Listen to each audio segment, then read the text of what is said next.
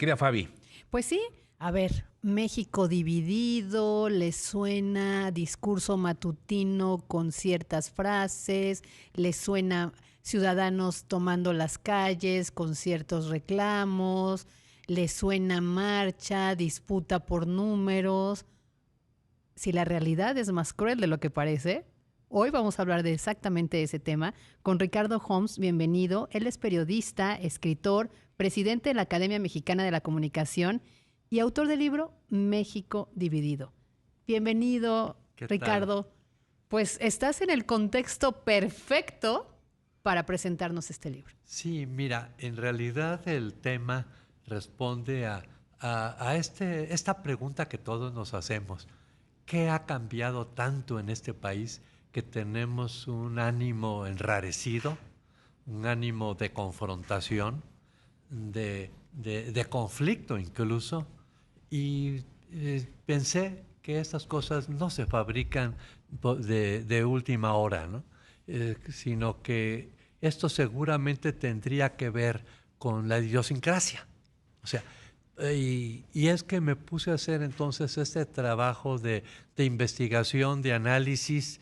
eh, Quiero también decirlo, hay una gran tradición en el estudio de la idiosincrasia y de la mexicanidad, pero donde incluso hasta Octavio Paz participó.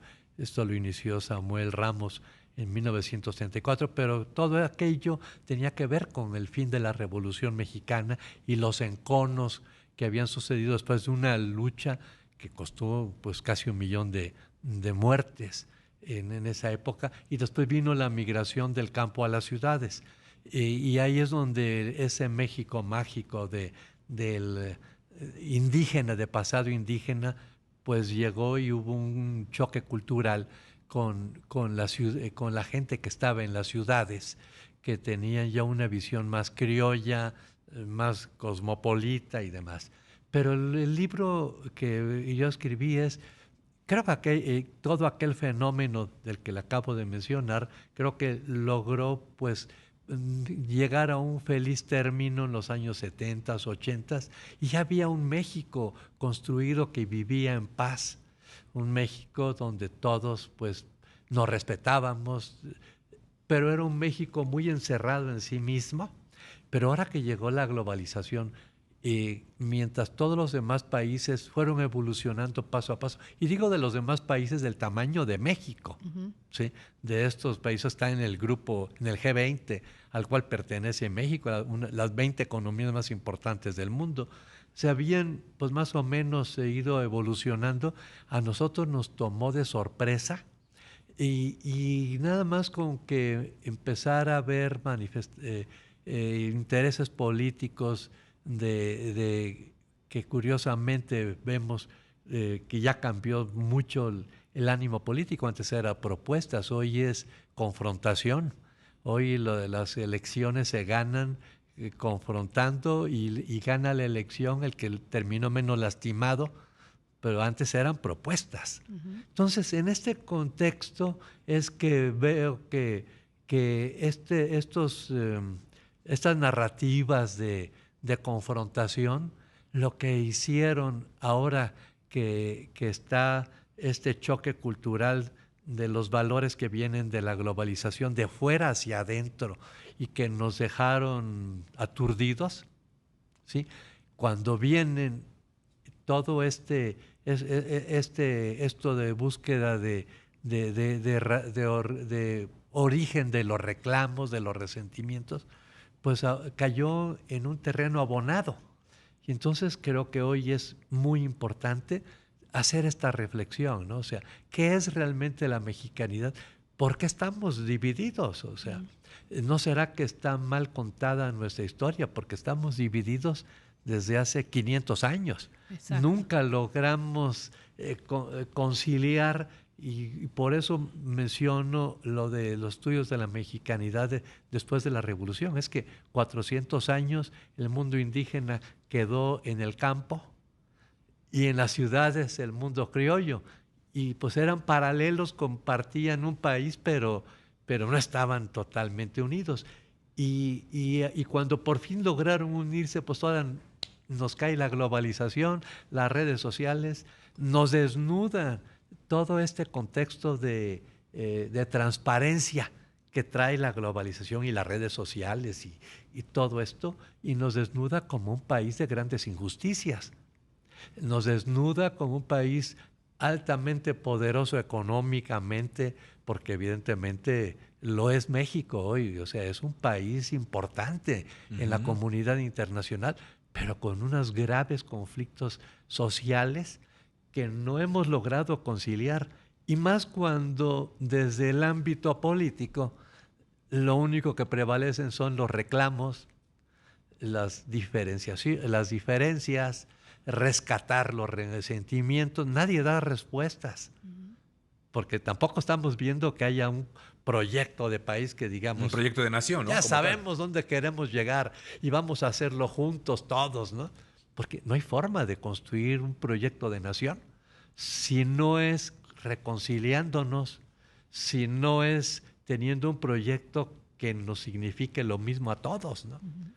Apostándole. Tú dices algo muy cierto en este proceso, Fabi y Ricardo, de lo que es y lo que ha sido a lo mejor en otros momentos de otro México en el que se hablaba de la famosa operación cicatriz, siempre de una vez que pasaran las elecciones, era pues reconciliarse y que el país se uniera, porque bueno, pues había confrontación, había división, había gustos diferentes en cuanto a los partidos o porque se había votado. Entonces, bueno, ahora el proceso, se decía, era la operación cicatriz.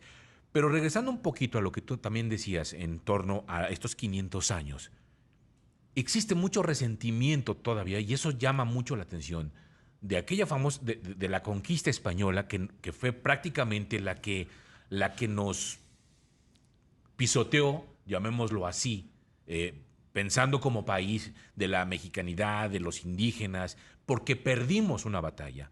Y luego viene una revolución en la que tampoco nos deja absolutamente nada, o sea, porque finalmente la causa era parte de reencontrar una oportunidad para los campesinos, para la agricultura, y tampoco pasa nada. Pero hay una cosa, Emilio, y te lo digo después de investigar, y es tan obvio, es que no perdimos ninguna batalla. Ese estigma de que nacimos como nación a partir de una derrota, de una invasión extranjera hace 500 años, perdón, no eran más de 500 soldados con los que llegó Cortés y conquistar una ciudad amurallada casi, digo no amurallada, no estaba amurallada, estaba como Tenochtitlán, pero bien apertrechada, donde había 150,000 guerreros, pues no fue más que todo un proceso de reestructuración del mundo indígena, porque Cortés, y lo dicen las cartas de relación, o sea, el reporte que enviaba al rey Carlos I, fueron 136,000 guerreros entre tlaxcaltecas, que también son mexicanos. O sea, no es que sean extranjeros, sean pualtecas. O sea, el cacique gordo de Zempoala fue el primero que le dio a Cortés guerreros para que los liberase del yugo mexica. Los cholultecas, o sea, ¿se acuerdan? O sea, en realidad no hubo una derrota. Lo que hubo fue una fusión de civilizaciones igualmente poderosas. Estamos platicando con Ricardo Homs. Él es, acuérdense, periodista, escritor, presidente de la Academia Mexicana de la Comunicación, y estamos hablando de toda la investigación que hizo para su libro México Dividido. Y nos quedamos, antes del corte, en este tema de cómo los mexicanos nos percibimos, y a veces creemos que el poderoso o el extranjero, el español en este caso, nos derrotó. Cuando platicábamos en el corte que si no hubiera habido esta división interna entre la propia comunidad indígena, la historia hubiera sido diferente, porque acuérdense que los tlaxcaltecas apoyaron a los españoles. Y si esto se logró es porque había una inconformidad con los aztecas. Pero oyéndote, recuerdo, pero no solo fue en esa época, después también en la Revolución y antes en la Independencia. Cuando estamos en el periodo de la proclamación de la Independencia, hay un tiempo en donde los conflictos internos de la clase política mexicana y los ciudadanos mexicanos hacen muy difícil que este periodo sea de auge para México. Nos endeudamos con Francia, con Inglaterra, con Estados Unidos, tuvimos la guerra de los pasteles, pero eso propiciado por los propios conflictos internos. Así es. Y hoy lo volvemos a repetir. Sí, yo creo que nunca hemos superado esta narrativa, ¿sí? De que estamos divididos, ¿no? Ustedes y nosotros. Y vuelvo otra vez. ¿Qué diferente hubiera sido el ánimo colectivo hoy si la narración hubiera sido diferente es que no fuimos conquistados? O sea, la batalla no la ganaron ninguna potencia extranjera. Los que derrotaron a los mexicas o aztecas en Tenochtitlán, bueno, pues fueron otras etnias que estaban sojuzgadas cruelmente por los aztecas. Exacto. Pero eso nos lleva a otro punto, mi querido Ricardo, Fabi, al hecho de que entre mexicanos o entre nacionales Sí. nos traicionamos. Y Así lo que decía es. Fabi, o sea, la revolución fue una serie de traiciones, la independencia ha sido una serie de traiciones, el poder actual y anterior y todo, ha sido una serie de traiciones. Así es. ¿No? Sí, o sea, no, es que nunca logramos cohesionar y darle valor a esta fusión de civilizaciones, que eso debiera ser la narrativa. O sea, porque a final de cuentas eso nos da también, y hay que decirlo, un país poderoso. O sea, México, el mexicano, yo pienso que tiene unas características en su propia identidad, en su forma de ser, que no tienen en otros países, una intuición superlativa. El mexicano es proactivo, o sea, mientras en otros países la gente le educan, que primero tiene que aprender muchas cosas, el mexicano resuelve con base en ensayo y error. Exacto. Ahora, si le enseñáramos, o sea, pero todo eso es parte de esa fusión, de esas cosas importantísimas, de este legado del mundo indígena fusionado, un mundo que era totalmente intuitivo, espiritual, muy espiritual también, y con mucho conocimiento de la naturaleza, y después el racionalismo que viene de la cultura occidental y esta fusión, pero es que no hemos sabido manejar esta fusión y eso genera el encono que hoy seguimos viviendo 500 años después, pues no se vale. Y que tienes razón, Ricardo Homs, en lo que dices. La globalización hizo que ahora sea más evidente el que los mexicanos no hemos sabido cohesionarnos. Sigue habiendo esta brecha cada vez más amplia de desigualdad, ¿no? Y la Así es. tecnología solo nos vino a decir y más. Así es. Y más. Exactamente. La globalización con este fenómeno de transparencia, porque la globalización cambió todo. Y ya no digamos las redes sociales y todo este mundo digital, pues ya no hay nada, y lo vimos simplemente cada vez que nos ocultan información, alguien entra en la web profunda y de repente saca información, como ahorita pasó con Guacamaya, ¿no? O sea, nada se puede en este mundo de hoy ocultar. Durante, ya no digamos mucho tiempo, ni unos cuantos días. O sea, entonces eso ya no pudimos ocultarle al mundo nuestras desigualdades, nuestra violencia. O sea, es increíble que nos hayamos acostumbrado a la violencia que estamos viviendo hoy. Es una violencia salvaje y sádica. O sea, estamos poniéndonos en evidencia y eso quiere decir que algo estamos haciendo mal, algo hicimos mal antes, algo seguimos haciendo mal porque yo no veo un proyecto de país. Y aquí es donde quiero, la propuesta final del libro es, no sigamos esperando que los partidos políticos vengan a solucionar los problemas de México. Es la misma sociedad la que debe madurar y lo estamos viendo, que también este contexto de confrontación nos está haciendo más responsables del futuro. Y yo veo ahora más conciencia por nuestro entorno en la sociedad mexicana que antes. Y esto pues nos debe llevar a reconciliarnos y a tratar de de generar un proyecto a partir de producir más, a partir también de repartir mejor lo que se gane. Y aquí yo cerraría un poco la plática ahorita. Digo, este comentario en que estamos viviendo lo que inclusive Gramsci, un pensador italiano de hace 100 años, de izquierda incluso, aunque yo no lo sea, pero hay que reconocer el valor de la frase, decía que las crisis llegan en los países cuando lo viejo no termina de morir y lo nuevo no acaba de nacer. Y lo que pasa es de que estamos viendo que es un fenómeno mundial, que el contexto social, político, económico y todo ya dio de sí. La sociedad necesita una transformación absoluta, no un maquillaje, no una remozadita, un cambio radical.